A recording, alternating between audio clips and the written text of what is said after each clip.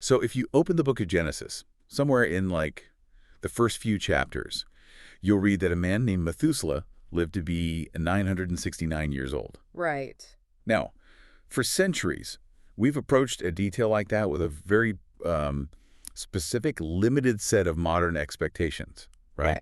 We assume it's either a literal biological miracle or maybe a mistranslation of ancient lunar calendars or just a campfire fairy tale. exactly, just a fairy tale meant to sound impressive.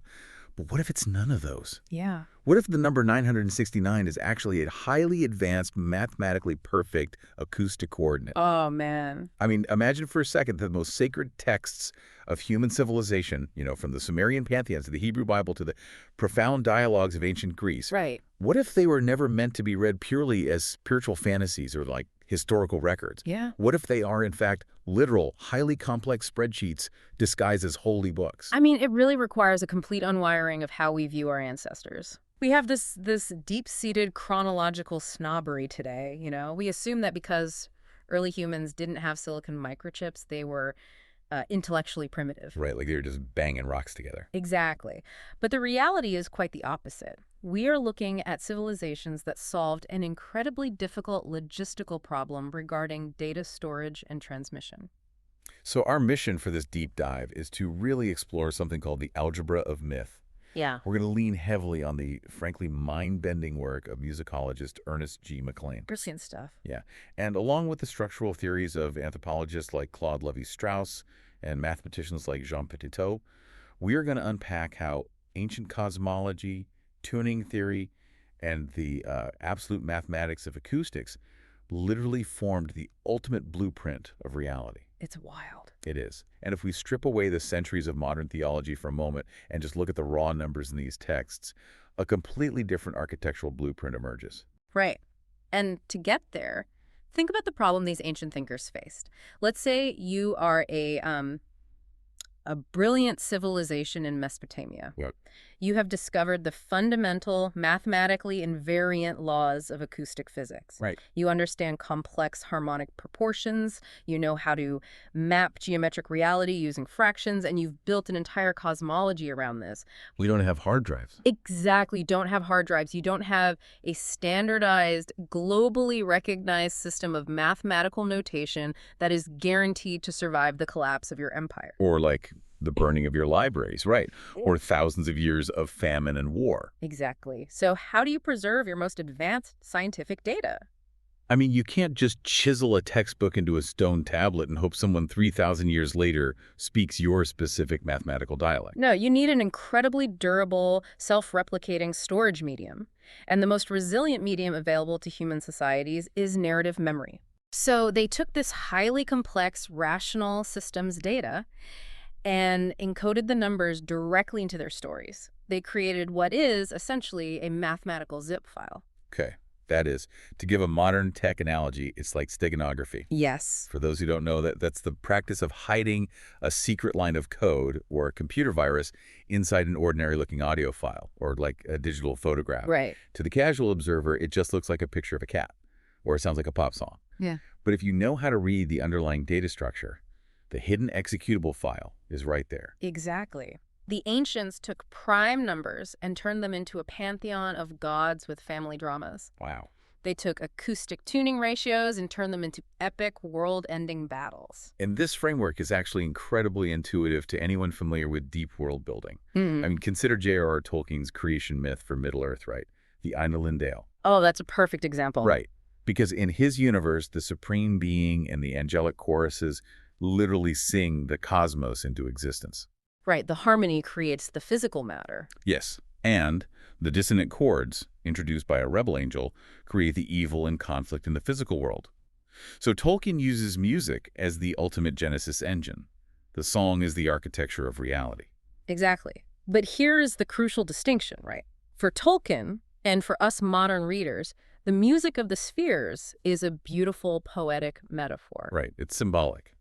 But the ancient Mesopotamians, the Egyptians, the Greeks, They didn't view it as a metaphor. They meant it literally. Wait, literally? Literally. And more importantly, they meant it mathematically. Cosmic harmony wasn't a vague spiritual feeling. It was a rigid, geometric, numerical reality that they documented with obsessive scientific precision. So if we accept the premise that ancient priests were hiding mathematical code inside of stories, we have to start by asking how a myth can even function as a container for data. Right. I mean, how does a narrative about a hero fighting a monster function as a math equation? Well, this is where we turn to Claude Levi-Strauss. He spent his career studying indigenous myths from cultures all over the globe, and he made this startling discovery. He realized that myths are not just random, repetitive folktales. Okay. They share an underlying, rigid, algebraic structure. He proposed what he called the canonical formula for myths. Right. And then the mathematician Jean Petito took this a step further, mapping Levi-Strauss's anthropological work onto complex mathematical models. Petito essentially called the structure of a myth an intelligent equation. Whoa, wait. Let's pause there. Right. When you say intelligent equation, are we talking about something like E equals MC squared?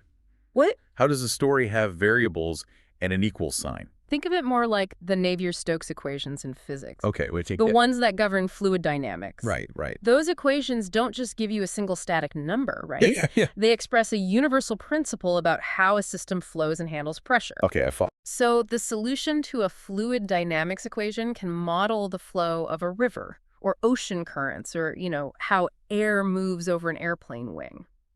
Petito argues that a myth functions in the exact same way, but instead of modeling water or air, it models the flow and pressure of human society. So what are the pressures? Like, what is the myth actually trying to calculate? The inputs are societal contradictions. Okay. Deep, unresolvable tensions that every single human group faces. We call these qualitative oppositions. Think of the tension between excess and deficiency, Right. or nature versus culture, or the needs of the individual versus the survival of the collective. Right, because you can't have perfectly wild, untamed nature and perfectly ordered agricultural culture existing in the exact same physical space. Exactly. There's inherent friction there. You have to cut down the forest to plant the wheat. And that friction creates societal anxiety. In Petito's morphodynamical model, which is basically a way of mapping how forms and structures change over time, these oppositions are mapped as spatial dynamics. He uses a branch of mathematics called catastrophe theory. Okay, I'm going to need you to break down catastrophe theory for me, because that sounds like a Michael Bay movie, not a math concept. It's actually a brilliant geometric concept. Imagine a system under conflicting pressures, right? Think of a wooden beam supporting a roof. Okay. As you add more and more weight to the roof, the tension in the wood increases. Now, for a long time, the beam just bends. It accommodates the stress. Right, it bows but holds. Exactly. But eventually, it reaches a critical threshold, a bifurcation point. And in an instant, the beam snaps. Wow. That sudden qualitative shift in the system's state is the catastrophe. Or like a dog backed into a corner. It might cower for a while as the threat approaches, but at a specific threshold, it suddenly switches from flight to fight and attacks. The switch is instantaneous. That is a perfect example of what we call a cusp catastrophe. It's a mathematical model of how systems abruptly transition between two stable states when the underlying variables change. Now apply that to a society. If the tension between, say, the hoarding of wealth and the starvation of the peasantry reaches a critical threshold, the society snaps. You get a revolution. Yes, it's a societal catastrophe. So how does the myth fit into this? Is the myth just a warning story about the beam snapping? No, the myth is the structural equation that attempts to provide a solution to that tension before it destroys the society. Oh, wow. It does this through a process of mediation. So a myth usually opens with a massive initial conflict. A dragon, representing raw, catastrophic, natural chaos, is attacking a city, which represents rigid, ordered culture. Right. The myth then introduces a mediating element, a hero, but the hero is usually a paradox, someone who bridges the gap. Maybe they are half human, half god. Or a civilized knight who has to travel into the wild, untamed forest to fight on the dragon's terms. Yes. They act as a mathematical bridge between the two conflicting variables. The narrative pathway allows these opposed values to interact, transform, and eventually find a stable resolution. The myth is an algorithm designed to process societal tension and output psychological and structural stability. Okay, I have to stop you here, because I can hear the skepticism from someone listening. Oh, sure. If myth is an equation and it's acting as an algorithm, well, an algorithm requires numbers. You can't calculate fluid dynamics without quantifiable data. Right. If I'm an ancient Babylonian priest running this cosmic algorithm to stabilize my society, where are the actual numbers? Finding hidden numbers in ancient texts is basically the oldest trick in the numerology playbook. How do we know we aren't just finding patterns in the static because we want to see them?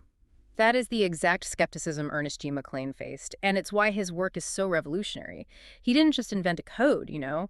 He looked at the literal, explicit numbers the ancients wrote down, numbers that scholars have dismissed as irrelevant for centuries. You mean numbers like Methuselah living to 969? Yes. Or the incredibly precise dimensions of Noah's Ark. Or the exact number of deities assigned to a Sumerian pantheon.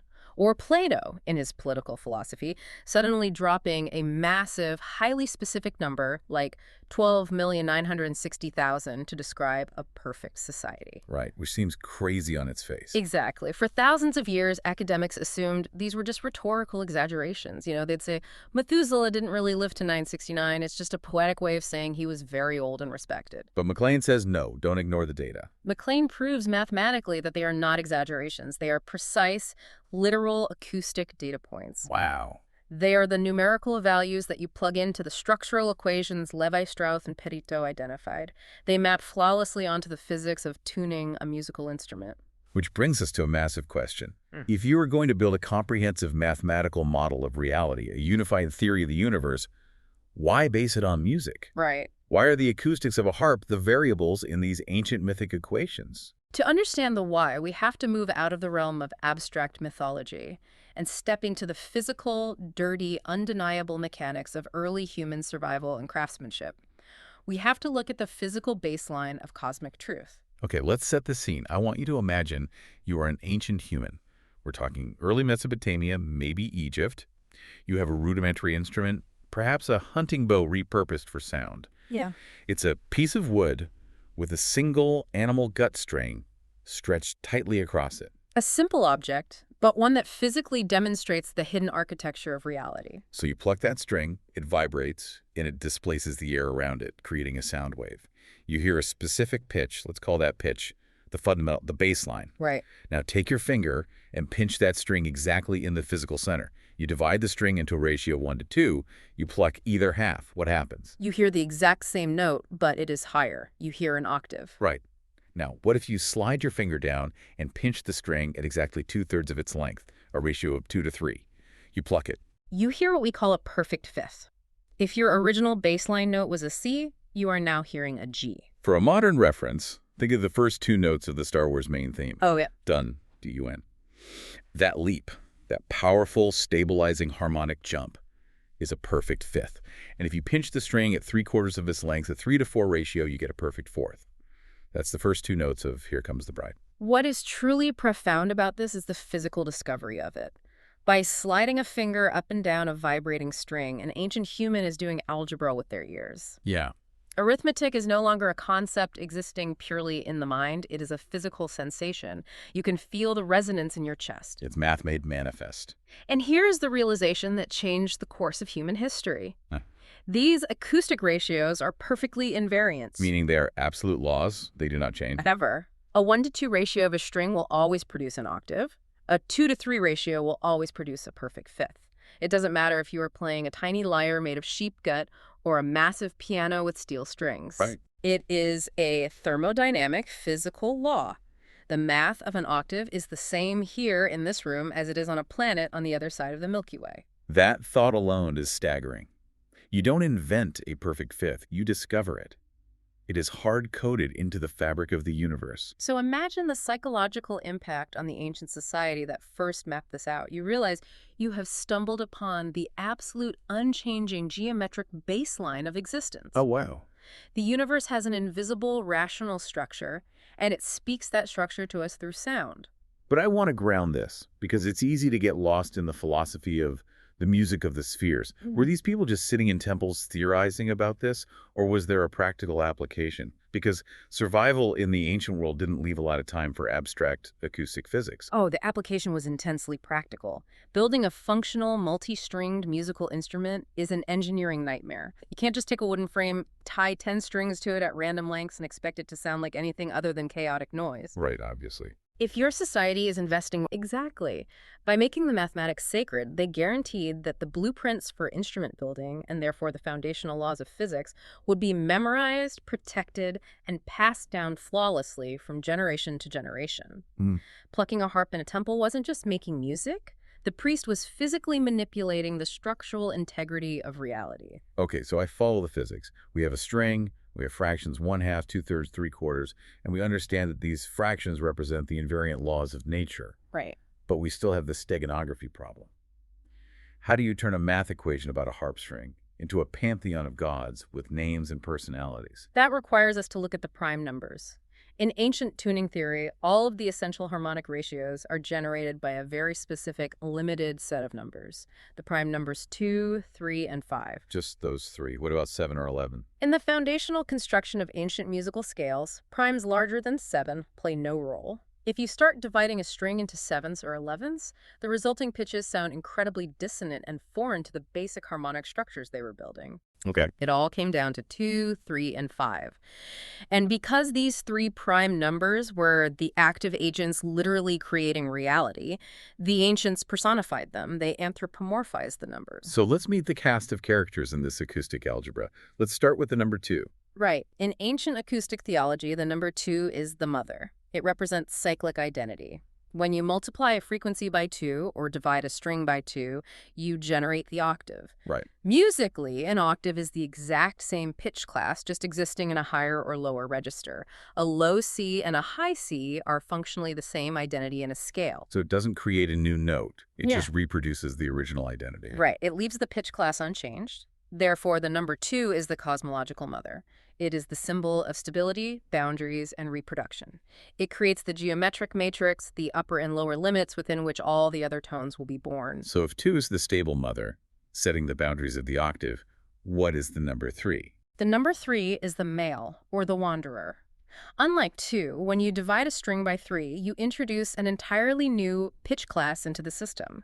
The number 3 subdivides the octave space to create the perfect fifth and the perfect fourth.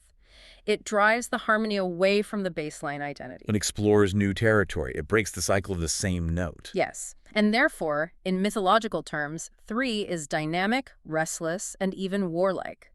It introduces movement, tension, and narrative progression. McLain points out a brilliant example of this in the Hebrew Bible. The principle of the number 3 is allegorically represented by Cain. Cain, as in Cain and Abel. Exactly. Cain is the first odd integer, the first son. And what is his curse after he introduces violence into the world?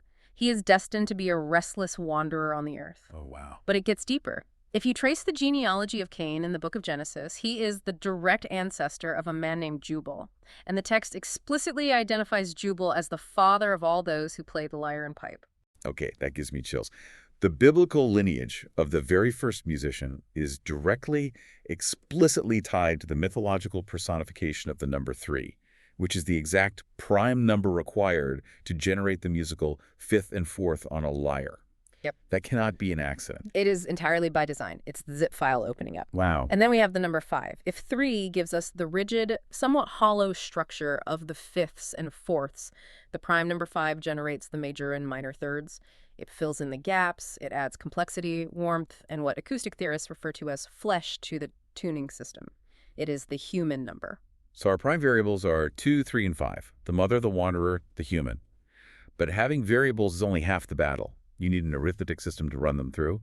And this is where McLain's analysis of the Sumerian base 60 system just absolutely blows the doors off historical assumptions. Oh, it really does. The Sumerians developed a mathematical system based entirely on the number 60, known as a sexagesimal system. We actually still use it today. It's why we have 60 seconds in a minute, 60 minutes in an hour, and 360 degrees in a circle. And as a math system, 60 is a massive flex because it is highly composite. It is evenly divisible by 1, 2, 3, 4, 5, 6, 10, 12, 15, 20, and 30. Yeah. If you are doing math without calculators, working with a base of 60 makes handling fractions incredibly clean. Precisely. The ancients despised dealing with messy, infinite decimals. They wanted clean integers. The Sumerians took their pantheon of high gods and assigned them specific base 60 numbers. These weren't just random lucky numbers or hierarchical rankings. They were literal ID numbers for frequency ratios. Let's do the math on this. Walk me through the pantheon. Sure. The supreme god of the Sumerian heaven is Anu. Anu is assigned the number 60. He is the reference point, the baseline unity. In the arithmetic, 60 functions as the number 1. He is the fundamental pitch of the string. Okay, so Anu is 60. Got it. Below Anu is Elil, assigned the number 50. Then Ea, the god of wisdom and waters, who organized the earth. Ea is assigned 40. And Sin, the moon god, is assigned 30. So the hierarchy is 60, 50, 40, 30. Now, let's apply acoustic arithmetic to those divine ID numbers.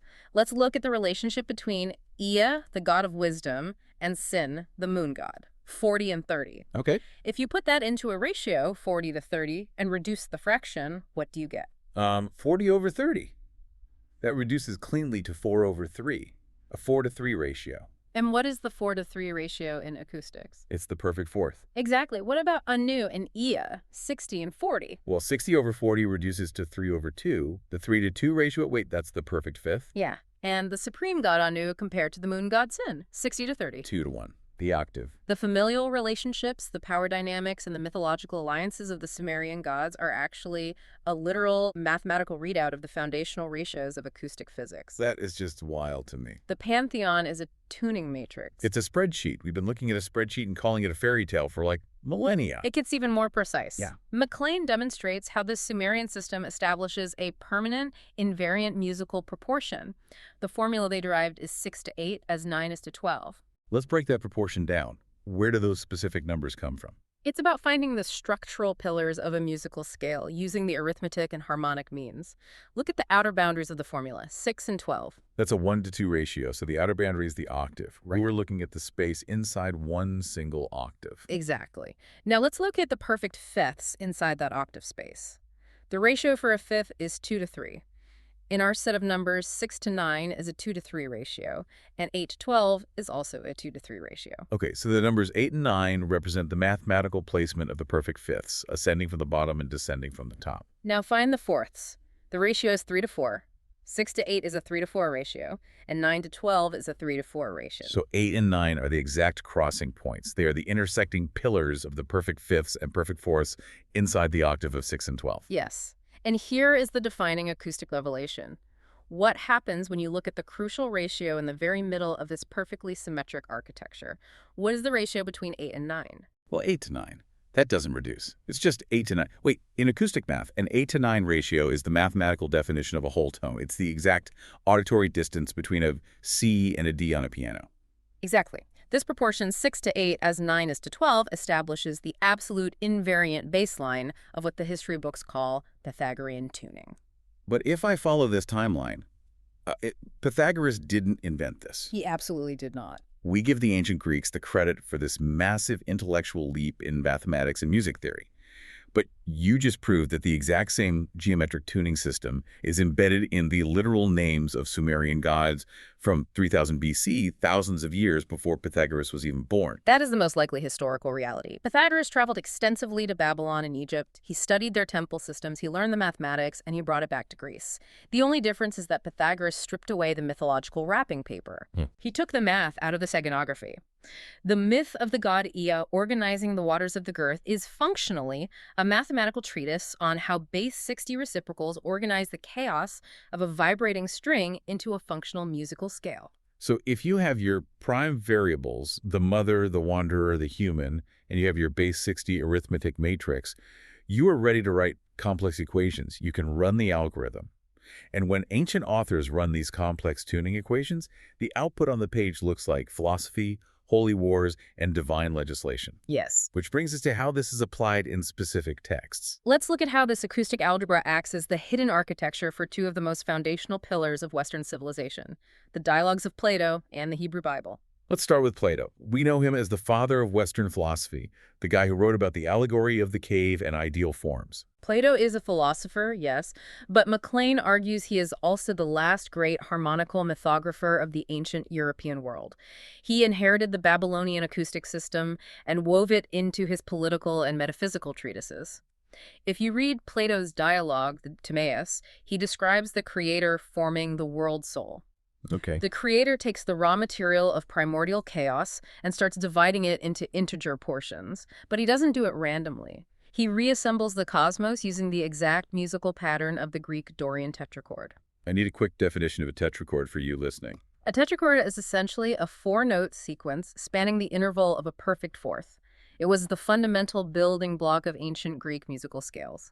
Plato literally describes the creator tuning the universe like a master musician tuning a giant lyre, dividing the heavens using harmonic proportions. But it gets more specific than just a general tuning metaphor, right? He uses exact numbers. Oh, yes. In his masterwork, The Republic, Plato spends a great deal of time outlining the perfect society, the ideal city-state. And to define the complete cyclic lifespan of this perfect society, he introduces what he calls the sovereign number. He explicitly gives the number, 12,960,000. Which, on the surface, sounds ridiculous. It sounds like a child making up a massive number on the playground to win an argument. Well, I have 12,960,000 lasers. Why that specific number? For centuries, classical scholars debated this. They thought it was arbitrary or related to some lost astrological cycle. But if you read it through the lens of acoustic mathematics, it makes perfect, elegant sense. Right. Remember, ancient mathematicians hated fractions. They needed a common denominator to run their tuning matrices. If you want to calculate a massive complex system of tuning ratios incorporating the prime numbers 2, 3, and 5 across multiple octaves and intersecting scales, you need a common denominator massive enough to prevent any fractions from appearing in your spreadsheet. You need a canvas big enough to hold all the pixels without any of them getting cut in half. Exactly. And how do you derive 12,960,000? It is exactly 60 to the power of 4. So 60 times 60 times 60 times 60. So he is using the Sumerian base 60 system. He is. 12,960,000 is the perfect base 60 integer required to calculate the entire harmonical system of his era without ever once resorting to a fraction. It is absolute proof that Plato was writing a highly technical treatise on mathematical harmonics, masking it as political philosophy. And he encodes the negative aspects of tuning in the text, too. Yeah. There's a bizarre passage in the Republic where Plato is comparing the life of a just philosopher king to the life of a corrupt, miserable tyrant. Oh, this is fascinating. Right. And he concludes that the tyrant lives exactly 729 times more disagreeably than the good man. Not 700 times, not 1,000 times. 729. And again, 729 is a highly specific problematic value in Pythagorean tuning. The number 9 generates the musical fifths. 9 to the power of 3, so 9 times 9 is 729. In the math of tuning, the ratio of 729 over 512 is the Pythagorean mathematical approximation of the square root of 2. Why does the square root of 2 matter? Because the square root of 2 marks the exact geometric center of the octave. It divides the octave perfectly in half. But musically, that exact center point produces the tritone interval. The tritone, also known historically as diabolus in musica, the devil in music. Yeah. It is the most jarring, unstable, dissonant interval in the Western scale. Yeah. It literally sounds evil. Exactly. It represents maximum acoustic dissonance and mathematical irrationality within the Pythagorean system because the square root of 2 is an irrational number. It goes on forever. You can't pin it down perfectly with simple integers. So Plato is explicitly equating political tyranny with musical dissonance. The tyrant is a 729. He is a tritone. He is mathematical and societal chaos. It's a brilliant, highly technical inside joke for acoustic mathematicians. Okay, that completely reframes how I will ever look at Plato. Now, let's apply this lens to the Hebrew Bible. We talked about Methuselah and Cain. How deep does this code go in the biblical text? It forms the structural foundation of the narrative. McLain identifies what he calls the biblical tuning wars. We read the stories of the Israelites fighting for the Promised Land as historical or spiritual epics. But allegorically, the Davidic tuning system, the specific harmonic structure required to perform the music in Solomon's temple, is encoded in the physical measurements and the outcomes of these battles. When you say they are fighting, are you saying the battles are mathematical algorithms? In the structural layer of the text, yes. Let's look at the problem of tuning a scale. You have competing sizes for musical intervals. For example, let's take the whole tone. A strict Pythagorean whole tone, derived purely by stacking fifths, has a ratio of 8 to 9. Right. But there is an alternative system called just intonation, which uses a slightly smaller whole tone ratio of 9 to 10 to make the major thirds sound sweeter. So you have two different mathematical sizes for a whole step. The 8 to 9 ratio is a mathematically larger fraction than the 9 to 10 ratio. Yes. So in the allegorical language of the biblical text, the larger 8 to 9 ratios, the heavy, dominant Pythagorean mathematical forces, are personified as the giants, the Nephilim. The mathematically smaller 9 to 10 ratios are personified as the weaklings, which represent the Israelites. Let's look at the ultimate giant versus weakling story. David and Goliath. Are you telling me David and Goliath is a math problem? Look at the specific, explicit details the text gives us. The text goes out of its way to describe Goliath's exact measurements. He is 6 cubits and a span tall. 6 is the base of the sexagesimal system, the heavy Sumerian baseline. Wow, okay. But he has this extra span. He has mathematical excess. He is weighed down by massive, mathematically heavy brass armor.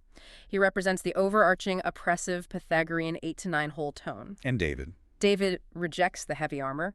He represents the smaller, more agile 9 to 10 ratio. And what does he take into battle? 5 smooth stones. The number 5. The prime number 5. The variable that generates the sweeter, just thirds. The human number.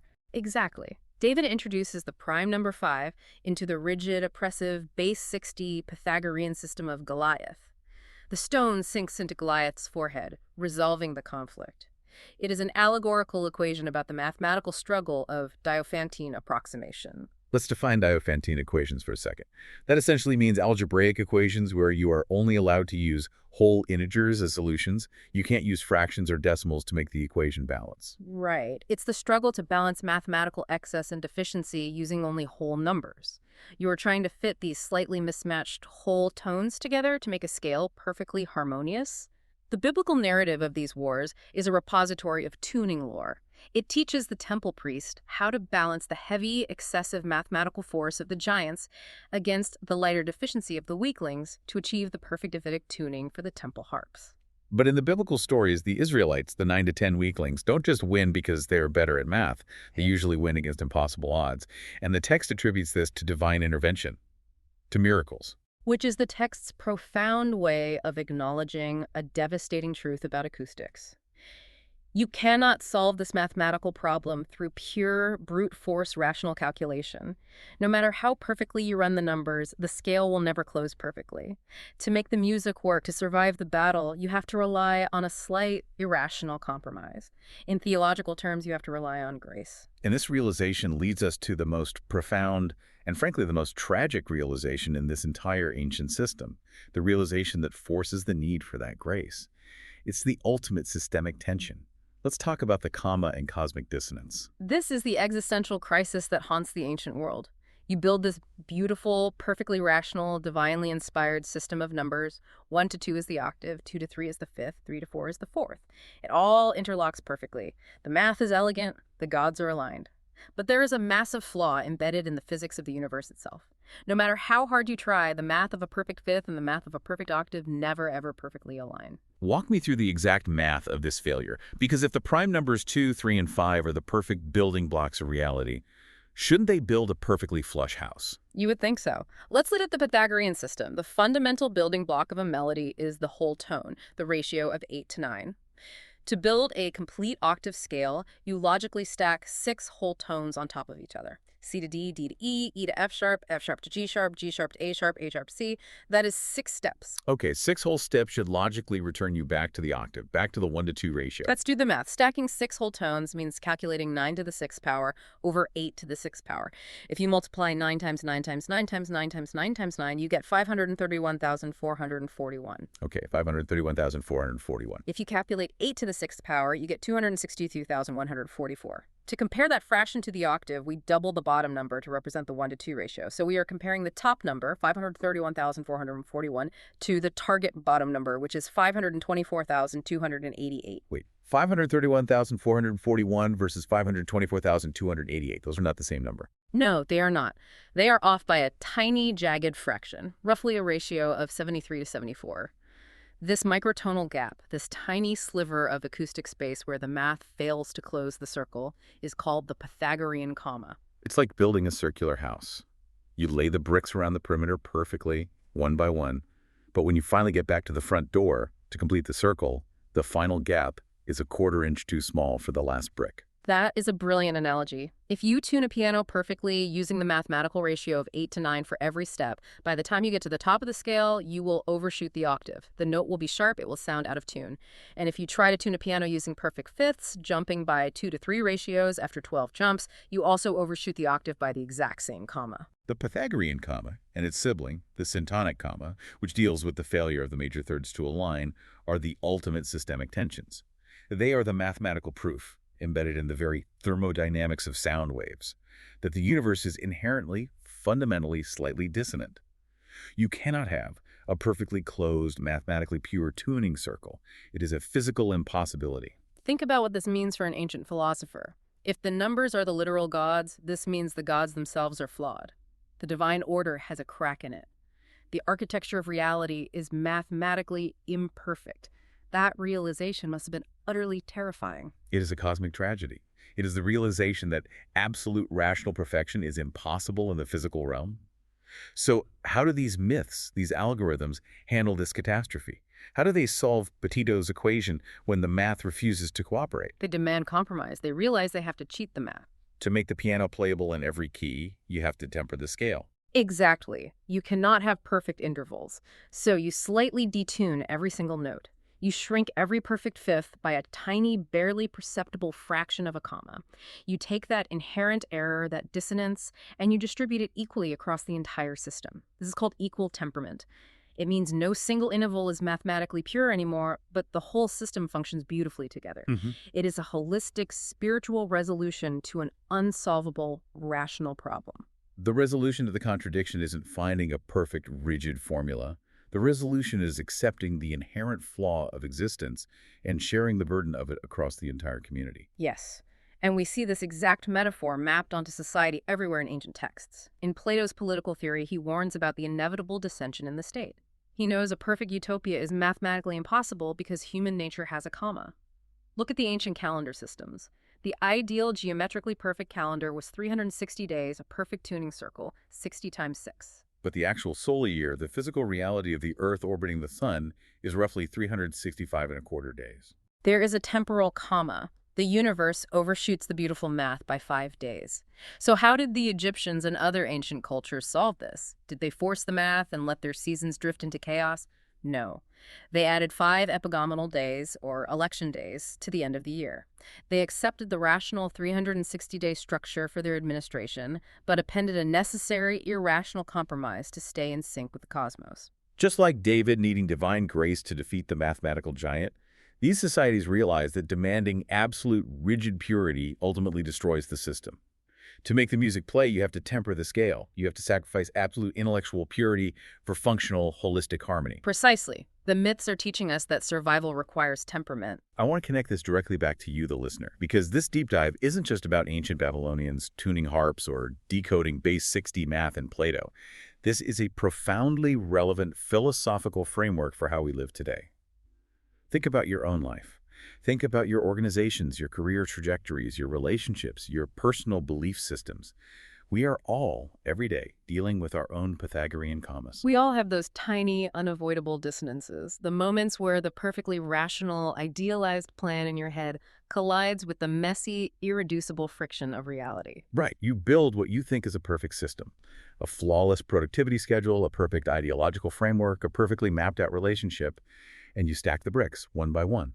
But when you try to close the circle, it never fits perfectly. There's always an overhang, a gap, a comma. And our modern instinct is often brutal. We try to violently force the brick into the hole, destroying the surrounding structure, or we tear the entire house down in despair because it isn't perfect. But the ancient lesson, the profound spiritual lesson encoded in the Algebra of Myth, is that trying to force absolute mathematical purity destroys the music. A perfectly tuned string eventually breaks the instrument if it doesn't account for the tension of the whole structure. You have to temper your scale, you have to distribute the dissonance, you have to accept the 5 extra days, the irrational grace, the slight detuning of your rigid expectations, to allow the structure of your life to resonate. It is a profound shift from demanding ideological perfection to cultivating holistic harmony. It requires a deep spiritual humility, a recognition that the universe is vastly larger, more dynamic, and more complex than our ability to rationally encapsulate it in a single unbroken formula. Let's synthesize the massive journey we've just taken. We started by looking at how human myths are not random fairy tales, but complex structural equations designed to mediate the irreconcilable tensions of society. We saw the physical reality of a vibrating string, the invariant thermodynamic laws of the octave, the perfect fifth, and the perfect fourth provided ancient humanity with a baseline truth about the geometry of reality. We explored how the prime numbers 2, 3, and 5 became the literal variables in these equations: the mother, the wanderer, the human. We traced how the Sumerian base 60 system turned gods into fractional ratios, defining the foundational 6 to 8 as 9 is to 12 musical proportion. We saw how this acoustic algebra became the hidden architecture of the Western canon. From Plato using the sovereign number 12,960,000 to construct a flawless mathematical matrix, to the biblical narrative of David and Goliath, encoding the complex struggle of Delafonteine approximation and whole tone ratios. And finally, we confronted the tragedy of the Pythagorean comma. The realization that the physical universe is inherently dissonant, and that the only way to resolve the tension, whether you are tuning a lyre, managing a nation-state, or navigating a human life, is through the holistic compromise of temperament. It completely rewrites how we should interact with history. We aren't looking back at primitive people making up naive stories about the stars. We're looking back at brilliant, sophisticated systems architects who encoded the laws of physics into the only zip file that could survive 5 millennia: the human imagination. And that leaves us with one final, provocative thought to mull over. We've spent this time marveling at how ancient civilizations perceived the literal mathematical laws of astrophysics and thermodynamics purely through the medium of sound and harmony. They built their entire epistemology, their entire way of knowing the truth, around acoustic reality. They literally listened to the math. They heard the geometry of the universe. Exactly. So the question we have to ask ourselves today, in our highly visual, digital, text-obsessed modern world, is this. If the ancients were able to map the invariant truths of existence through acoustics, what fundamental laws of the universe might we be totally blind to today, simply because we stopped listening to the music of reality? It makes you wonder what profound data we are missing, just because we forgot how to hear the spreadsheet.